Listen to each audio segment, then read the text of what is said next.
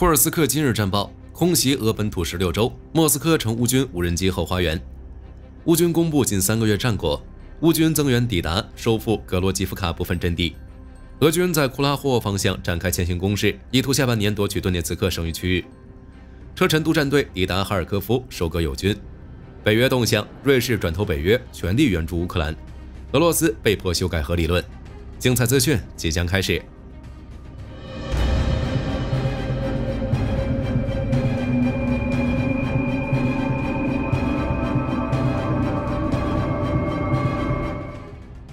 乌军正继续调动部队向库尔斯克推进，据称乌军人数达到3万人，且希尔斯基还在部署增援。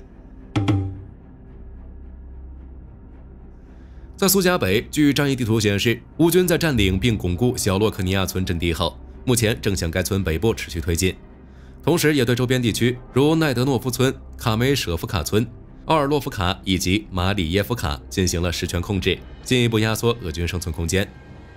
在克列涅沃方向，据 ISW 报道，俄军收复了奥尔戈夫卡附近的阵地，而乌军队可能要从该定居点撤出，选择对亚历山德罗夫卡发动攻势，准备从这一方向绕过克列涅沃，切入库尔斯克深处。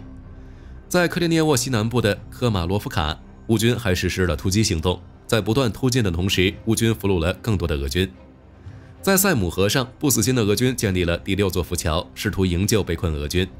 但该浮桥位置距离乌军先前摧毁的俄军桥梁仅有1公里，因此这第6座浮桥依旧在乌军导弹、无人机的打击范围之内。值得关注的是，据俄方消息称，草木皆兵的俄罗斯民兵因收到乌军要在夜里发动进攻的错误消息，对库尔斯克至利戈夫的补给线上所有移动的物体进行了开火，结果发生友军误伤事件，造成数人伤亡。乌军在库尔斯克的行动也策应了乌军在俄罗斯其他州的行动，并影响了整体的俄乌局势。看一下乌军空袭俄本土16州的后续。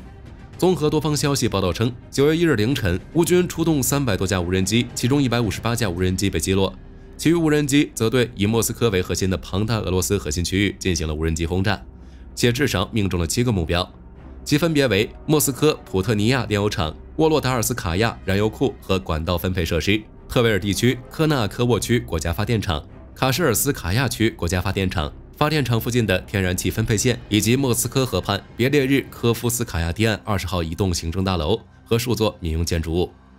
其中最近的距离克里姆林宫仅3公里。虽然莫斯科市长谢尔盖·索比亚宁第一时间宣布击退了乌军无人机袭击，但据流传画面看，无论是俄罗斯炼油厂还是行政大楼，在遇袭后现场均燃起了大火，黑烟滚滚。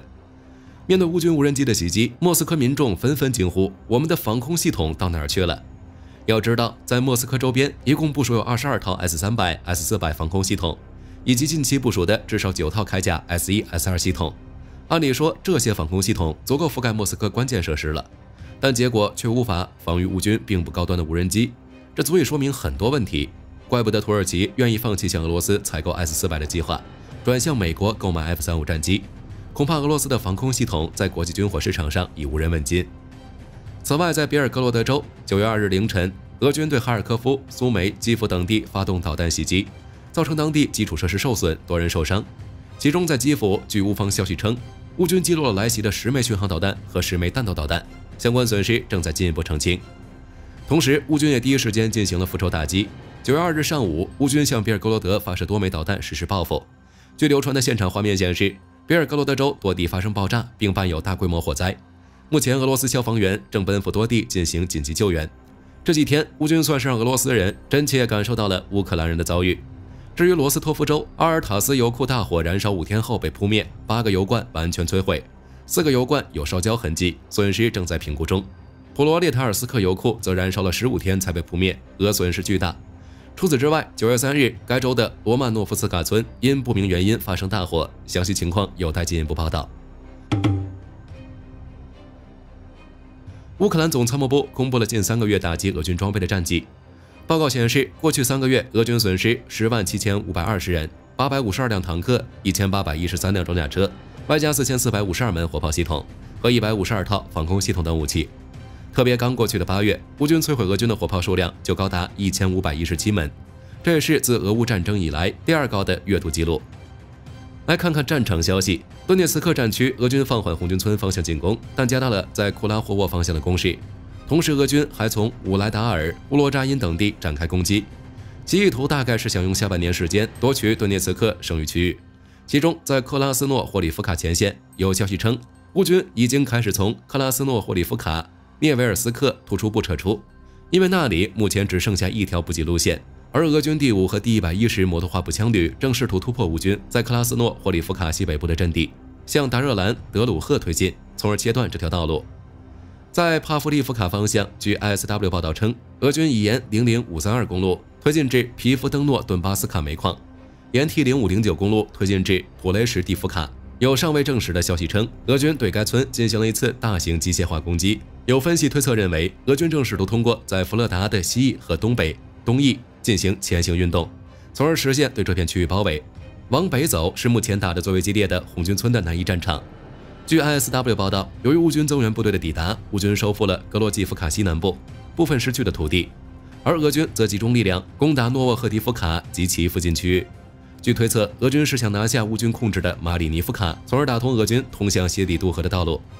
此外，据红军村行政长官谢尔盖·多布里亚克9月2日表示，乌军已在红军村方向修建了大约5条防线，目前正对现有的防御阵地进行加固。值得注意的是，在近期的顿涅茨克战场，乌军出动米格29、携带美制 GBU-39 SDB 滑翔炸弹，对俄军阵地进行了猛烈轰炸，重挫俄军进攻势头。目前俄方尚未回应此事，具体战损有待后续披露。在哈尔科夫9月2日，乌军在赫里伯克、利普奇以及沃尔查斯克附近与俄军展开了至少4次冲突，其战线虽然没有变化，但据乌克兰哈尔科夫集团军发言人维塔利·萨兰采夫上校表示，俄军在暂停了大约2周的攻势后，加强了对哈尔科夫方向的航空打击。同时，俄军还将一支阿赫马特部队调遣过来当督察队，如果发现其友军逃跑，就会先斩后奏向他们开火。据乌克兰联合空军战略司令部9月2日发布的数据显示，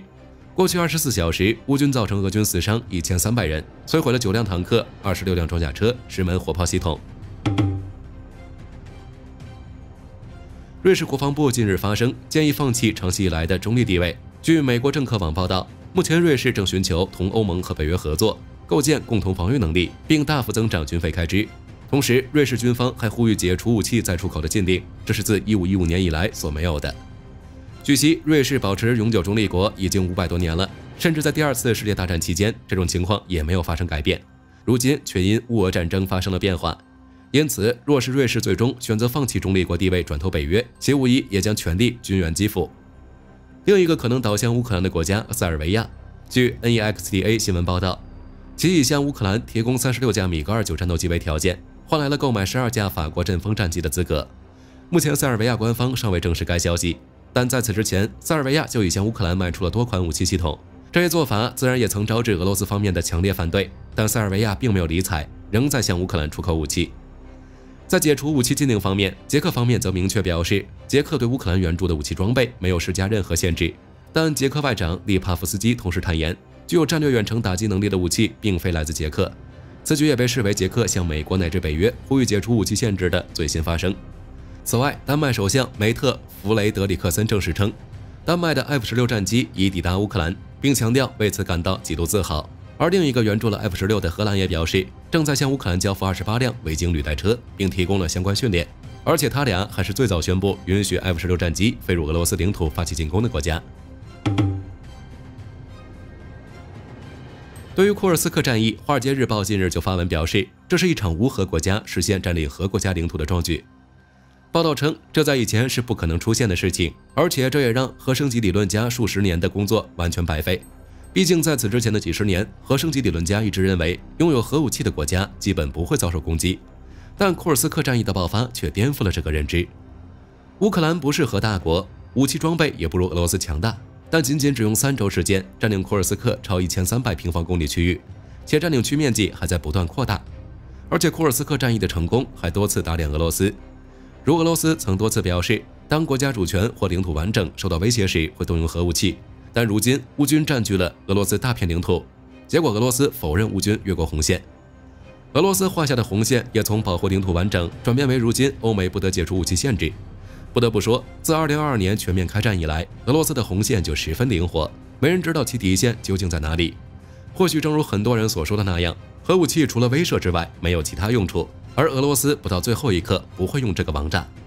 但现在突然有了另一种情况。8月27日，俄外长拉夫罗夫表示，俄罗斯正在澄清使用核武器的原则。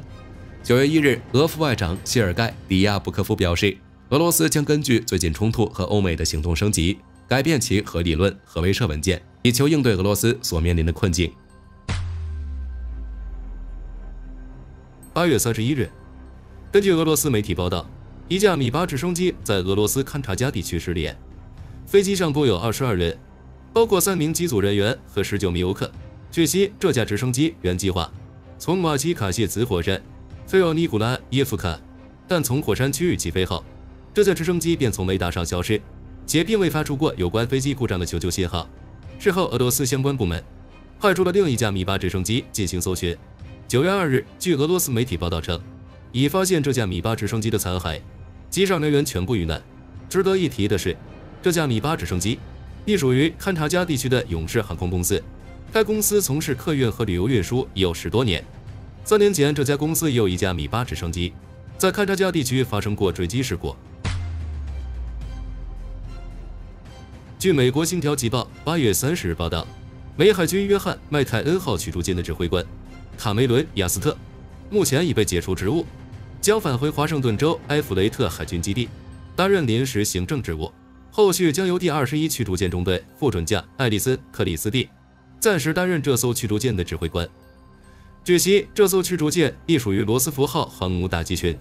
当前正在阿曼湾执行任务。该打击群的总指挥长克里斯托弗·亚历山大也已证实了该消息的真实性。此外，他还表示，此次人事变动并未给这艘战舰的当前任务以及后续的日程安排造成影响。据美国福克斯新闻网报道，美海军的17艘支援舰因人手短缺，无法满足军舰船员的正常配备需求，将会进入停运状态。这些支援舰包括1艘舰队游船、2艘补给舰、2艘前沿部署海军远征海上基地舰、12艘先锋级远征快速运输舰。美海军表示，正常情况下，这些支援舰几乎是1年12个月都需要在海上执行支援后勤任务，所以需要足够数量具有经验的海员。但目前美海军并没有这么多人手，为此，美海军军事海运司令部已经起草了一项计划，希望能够让17艘支援舰进入延长保养期，也就是所谓的暂时停运状态。目前这项计划正在等待海军作战部长丽萨·弗兰凯蒂的批准。如果通过的话，随着这17艘舰船进入停运状态，预计还将会减少约700名海员的部署任务，有望减轻目前美海军船多人少的问题。据中时新闻网9月1日报道，美空军授予雷神公司了一份价值约10亿美元的新合同，负责升级 F-22战机的传感设备，包括加装光电传感器、敌我识别系统、Win6数据链、多功能信息与联合战术无线电系统、先进雷达电子保护装备、嵌入式导航系统等。通过这些改进，就会使 F-22的航空电子能力达到与 F-35近似的水准。按照美国防部发布的合约声明显示，这项改造任务预计将于2029年完成。有媒体表示，美国此举是不得已而为之。此前，美国因财政预算不足，暂停了6代机计划。为了维系现有的空中优势，美空军不得不对现有的5代机进行现代化改装，其中具备超高机动性的 F-22成为了美空军的首选目标。按照美空军计划，只需要通过采用先进技术，在 F-22上安装目前最先进的传感器，然后与武器及其他功能系统进行连接，就能够继续维持它的作战优势。目前，美国拥有186架 F-22，除去计划退役的32架老旧型号，还剩有154架可供升级改造。如果这项改造计划真的能够如约完成，那么新的 F-22机队将可能会成为美空军未来的又一中坚力量。9月2日，伊朗陆军推出了一款新型坦克瑟尔曼402。据伊朗陆军表示，它基于美制艾木60A 一坦克改进而成，同时设计了新的附加装甲、动态保护组件和现代通信系统，旨在增强战场生存能力和作战性能。在防护方面，塞尔曼402的炮塔前部配备的爆炸式反应装甲，两侧加装侧裙装甲，炮塔四周也加装了反应装甲块。原先在炮塔后方的杂物栏被拆除，同样提上了装甲块，整体的外形线条更加简洁。在武器方面，萨尔曼402的炮塔上搭载有现代化机枪，以及新型遥控武器站，且配备有热瞄准系统和气象传感器，在不同环境条件下都具有极高的瞄准精度。需要注意的是，在萨尔曼402的炮塔两侧还配备了类似于 T72S 课上的干扰器，因此有媒体怀疑俄罗斯可能参与了萨尔曼402型坦克的改造计划。此外，伊朗目前已经计划把陆军库存中的150辆 IM-60A1 坦克全都升级成萨尔曼402。如果升级工作顺利，未来伊朗陆军将拥有上百辆萨尔曼402型坦克，可大幅提升其地面装甲部队的作战能力。据美国《星条旗报》报道，以色列国防部正在准备一项特殊的招标书，计划采购2万架国产无人机，允许中标公司在5年内分批交付包括攻击无人机、侦察无人机等在内的各式无人机。以色列表示，此举一方面是为了加快以色列无人机技术的发展，另一方面是为了满足以色列国防军在加沙地带的城市攻防战需求。不过，根据媒体提供的信息显示，以色列国防军为了降低成本，把无人机的价格区间定在了2700美元至5400美元之间。